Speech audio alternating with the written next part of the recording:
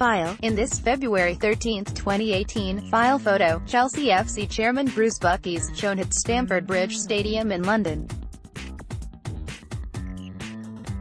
Chelsea hopes Christian Pulisic will help the London club expand its U.S.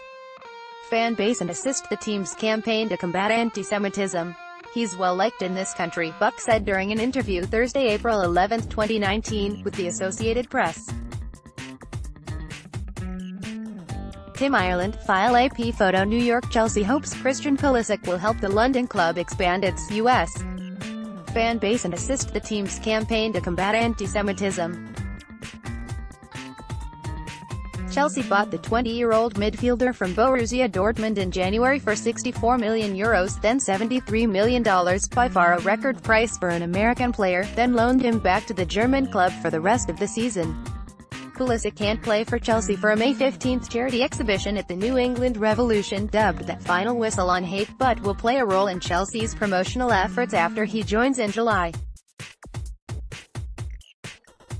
He's a personable boy. He's well-liked in this country, Chelsea chairman Bruce Buckis said during an interview Thursday with the Associated Press.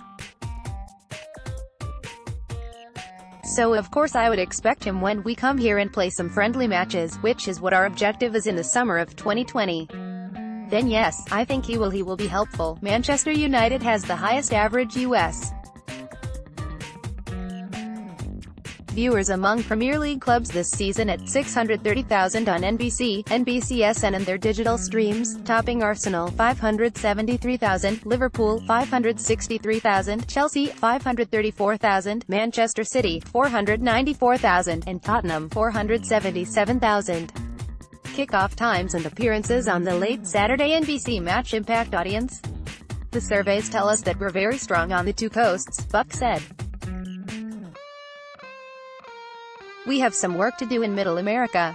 I think we're doing in round terms as well as any other big club. Next month's charity match is a project of Chelsea owner Roman Abramovich and New England Patriots and Revolution owner Robert Kraft to focus on the increase in hate crimes.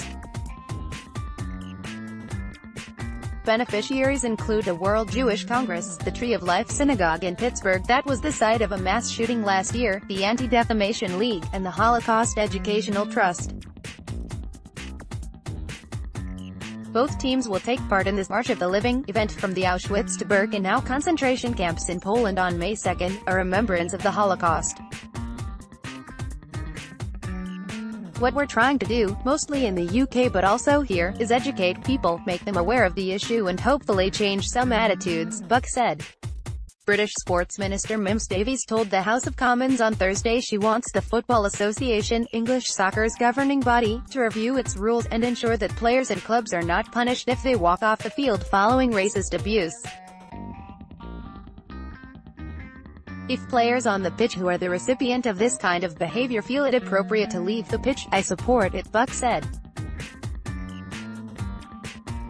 I personally think that if that happens once or twice, it would cause a change in behavior. Having said that, there are people that view it a little bit differently and say that if we start taking players off the pitch for this kind of behavior, there will be more of this behavior because there are so many idiots out there, that they would like to see teams being taken off the pitch.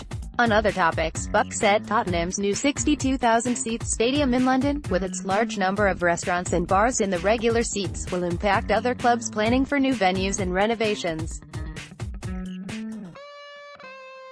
Chelsea announced in December 2015 it planned to build a 60,000-seat stadium on the site of 41,000-capacity Stamford Bridge, then said last May the project was being delayed because of an unfavourable investment climate. In our plans for a new stadium, which are currently on hold, we are proposing to do many of the things that Spurs have done, but it's a matter of getting the balance right, he said of the mix of regular and corporate seats. We're all trying to get the fans there for longer periods of time, trying to get them into our shop, trying to get them to buy other things, definitely all trying to do that. Mainland Europe has even much less than they do in the Premier League clubs.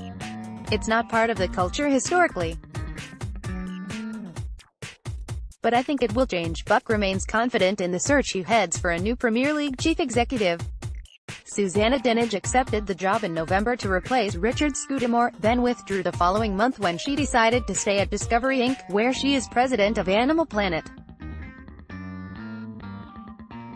There's been plenty of candidates, Buck said.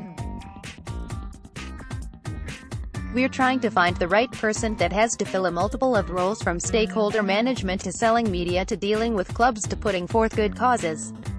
It's a job that requires a lot of different skills, and we want to make sure we find the right person for the long term.